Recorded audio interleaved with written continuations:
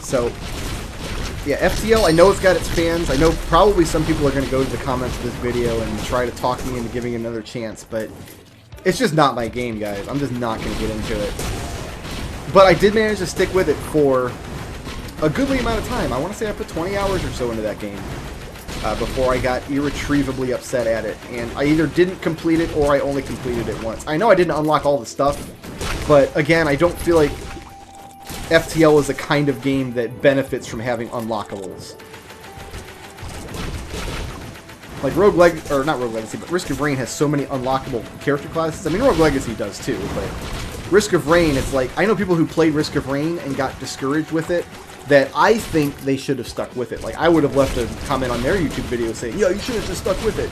Because I know, in my heart of hearts, that Huntress is the easiest class to learn the game with, but she's not available at the beginning of the game. In fact, she's probably not even going to be like one of the first 3 or 4 classes most players unlock. I think sometimes when enemies die, they drop books that adds to like your logbook of enemies outside of the game. And I think in order to unlock Huntress, you've got to get X amount of those books, which every player will do eventually, but no player will do quickly. And I really think that's a disservice in Risk of Rain, because I think Huntress is the easiest character to learn the game with. She's got this brainless gameplay where you basically just hold the button and use your skills as they come up off cooldown.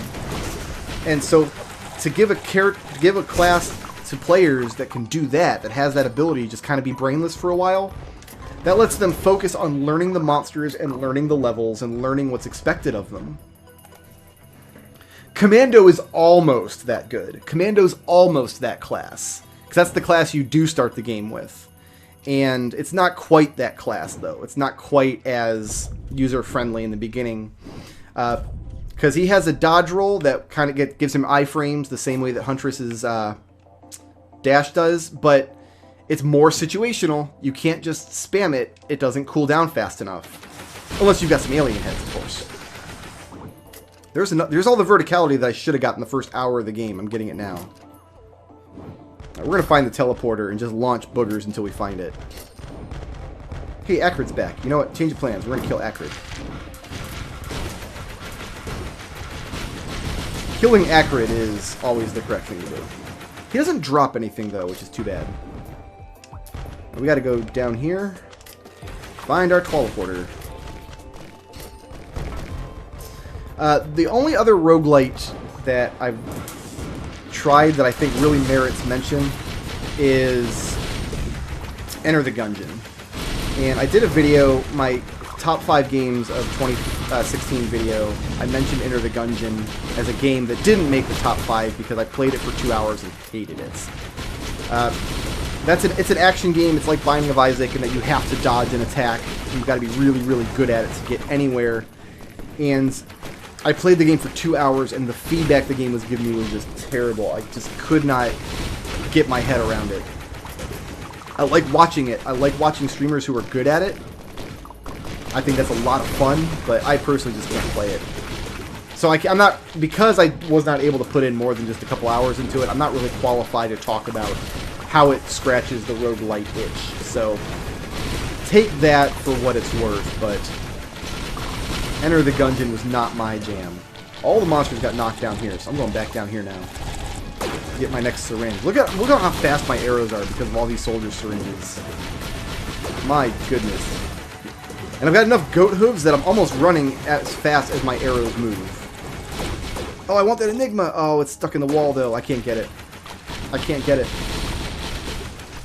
Poor Enigma. Poor, terrible Enigma. My cooldown is still a little over 1 second. Still over 1 second. Here's one.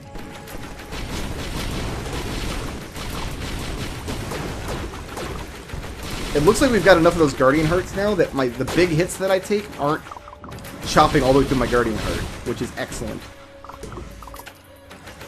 That means not only can I not be one-shotted, I can't really be two-shotted either, which is super good.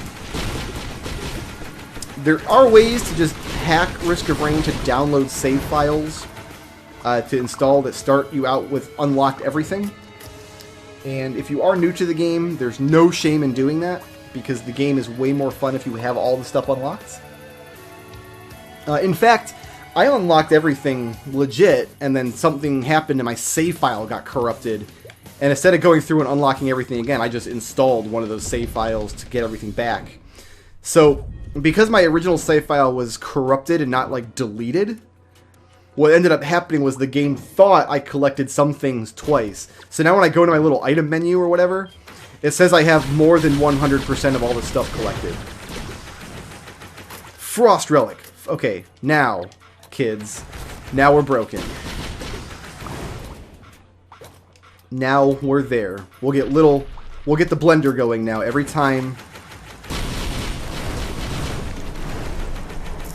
Every time we kill a monster, we get the little ice shards that surround us. And we can get up to, I think, 6 of those. Used to be those would stack infinitely, but that ended up crashing the game a lot.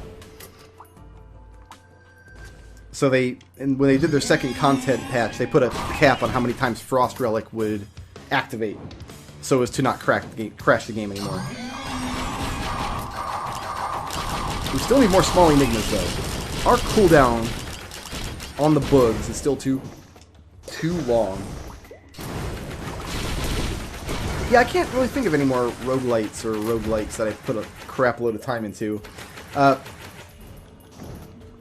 Kind of because I feel like this style of game, I only have enough room in my life for a couple of those kind of games. And I love Risk of Rain and Isaac so much that when I do get it into my head to scratch that roguelite itch, I'm better off really just reaching for one of those 2 games, you know?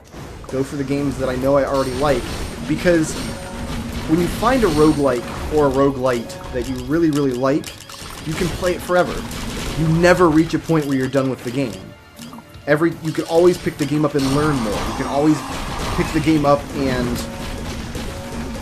advance more in knowledge or in like ability or just developing muscle memory. You can reach the point where you do crazy challenge runs for yourself. You can push the game to weird limits, like I'm doing with the bugs, with just the crazy constant boogers that I'm firing out, that are kind of hard to see now because they're getting lost amongst everything else on the screen. But a good roguelike, a really good one, is a game that you will never put down. You'll always go back to it. Where's this cremate? We gotta find him. He's over to the right. Let's go over there and take care of him. Just hop down in the lava here. There he goes. So that's what's really compelling about the genre. 4, 5... What do I have, 6 jumps? No, I got 4 jumps in a photon jetpack. That's how I managed that. Cool. So for me, I found enough roguelikes that I can just cycle through the ones that I like. Risk of Rain, NetHack, Binding of Isaac. And that's not to say I'll never play another one, but if I ever do devote 100 hours to another roguelike in my life, it's gotta be exceptionally good. And that was the problem I ran into with Necrodancer. It's a fun game. I really enjoyed my time with it, but it's not so good that it replaces the other ones that were already on my shelf. Alright, so we're going to go back to the temple now. And I think it's about that time, guys. I think it's about that time. I think it's time to clear the temple and then move on to the final level and go visit Providence. I think we're sufficiently broken. If you have not managed to catch one of my Risk of Rain breaking run streams before, this is the beginning of how crazy it can get. It can get a lot crazier. It can get insanely stupid. When you get to the point where you've got 100 goat hooves instead of... How many do I even have down there? Where are my goat hooves at? I got 22. When you get to the point where you have like 100 goat hooves, it gets insane. When you get to the point where it's spawning in... Like right now it's spawning like a ton of elites and blighted enemies constantly. But it's not spawning in giant packs of overloaded magma worms all on top of each other like it will after like 600 minutes played. So as salty as I was originally that they put a cap on Frost Relic and Charge Field Generator because those items would crash the game, I do like not having to deal with game crashes ending a breaking run now. And you can literally loop forever and just get more and more stupid. And you will reach the point, after enough time played, where it becomes difficult again. Because you can eventually reach the point where it is absolutely in the realm of possibility that you can take 20,000 damage inside of a split second if you're not paying attention.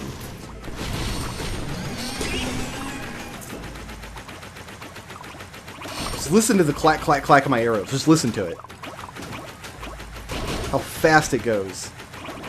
Jeez, that's all those soldier syringes and the, what I have, the hunter sights that give me my attack speed up on critical hit. If I'm standing inside of a war banner, it'll be even faster. With the Huntress, when she's got enough soldier syringes, it's just a stream of arrows with no break in between them. It gets that absolutely stupid. But the bugs are real. We're not quite the queen of bugs, though. That's my one regret. We're not really the queen of bugs because we still see one for a split second every time we hit the bugs. We brought it all the way down from 15 seconds or so, down to a little over 1 second. We could do better. But we just got a small enigma there. Oh, that wasn't quite it. Alright, we need to kill this last beast over here. Die, son. Ooh, thallium. So it's 2 thalliums now. I was about to explain that thallium is another really good damage over time. Alright, we're not at 0 on the countdown yet. We're looping one more time. We got to. We got to get that down to 0.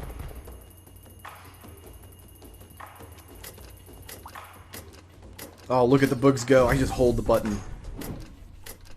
I just hold the button and it's fun, but it's not enough. And some percentage of the time it's sending out double bugs because we've got that, what is it, the rapid mitosis, I think it's called.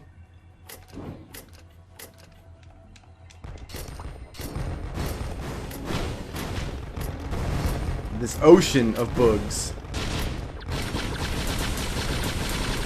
Goodbye, scavengers. I can't tell which are my bugs and which are his bugs. Better get out the way.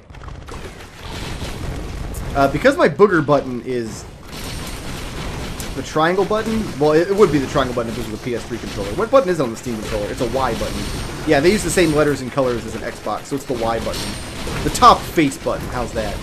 Because that's my booger button and my jump button is B, it's actually kind of difficult to hold down the booger button and jump at the same time, but I can do it. I can just do this. If I position my thumb properly. The bugs are almost done. Almost!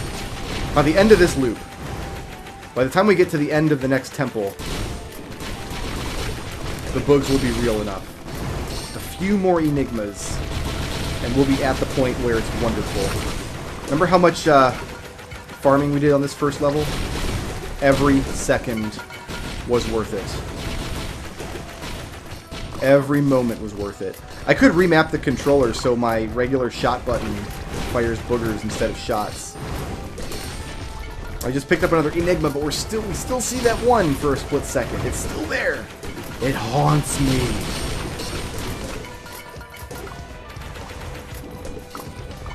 It's still there. We just got another one even. Get out of here. Get out of here, Magma Worm. It is really fun when you loop enough where you get, like, giant packs of blue magma worms spawning in. I've lost a breaking run like that, actually. There's the laser turbine. That causes this giant red laser to appear on screen every so many shots. There's another small enigma. We still see the one for a split second, though. We're not quite there.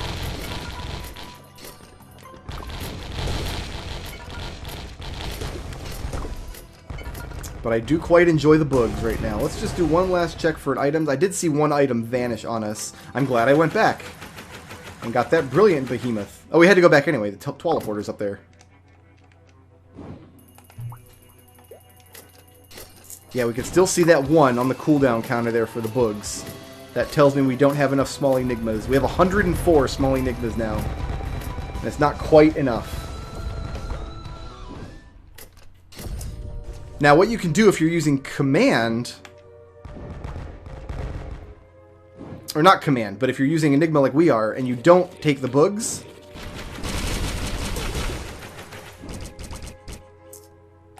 you can still pick up enough small Enigmas that you're firing off the random use item constantly. And that's pretty good. I do not like this as a kill flow. Let's get up top. Yeah, let's get up top here and bugs it up! Look how far my dash goes now. Oh, we got a hit list somewhere in there. That yellow X you see on those monsters appearing?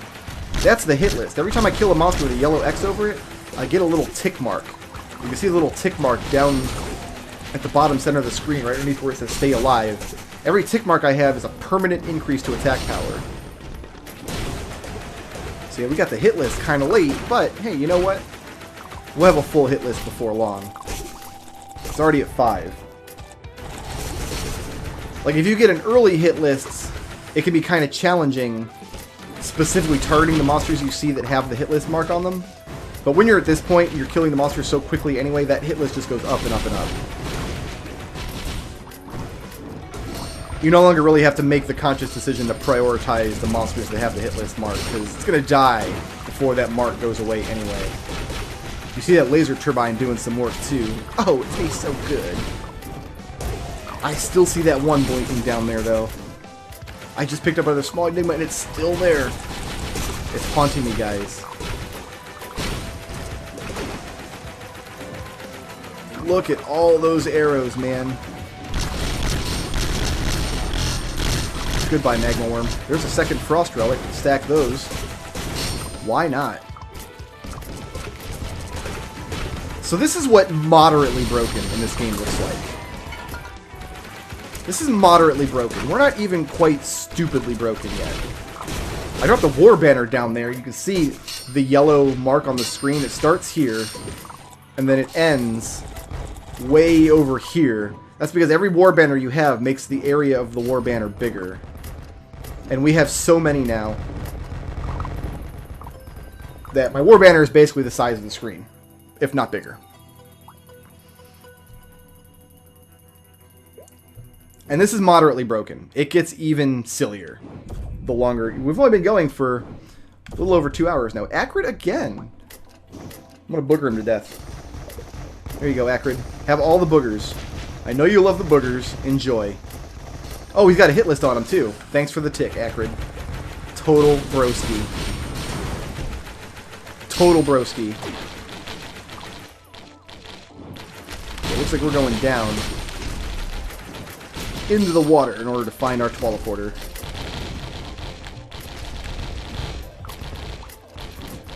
Man, remember when we had to wait 15 seconds in between nug volleys? I mean, those were simpler times. It was a simpler America. I wish there was a way to sink faster in water. Oh, you know what? I like a killing floor right over here anyway. We're gonna booger him through the wall. I'm gonna booger all those guys through the wall.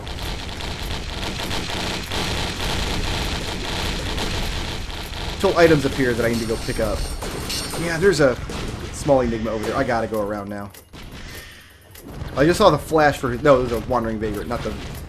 The Wandering Vagrant and his Majesty both make a flash. I don't even know what all I picked up there. I know a small Enigma was one of them. Oh, that one is still there, though! The one which haunts my nightmares. Give me that knife.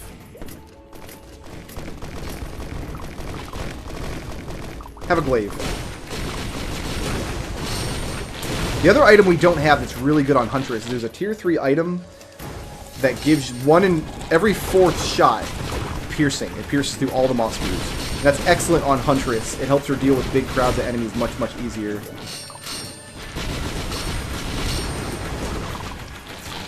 So yeah, we're moderately broken right now. We're not going to get much more broken than this. You have to go for hours and hours to get more broken than this. Oh, I see a small Enigma over there. I gotta go get it. Please don't disappear, small Enigma. Please don't disappear. I know you've been sitting there for a minute. I just want to get rid of that one. No, we still see the one. It's still there. Shoutouts to Scott McIntosh, who sponsored this video, and to everybody who makes my channel possible by supporting me on Patreon.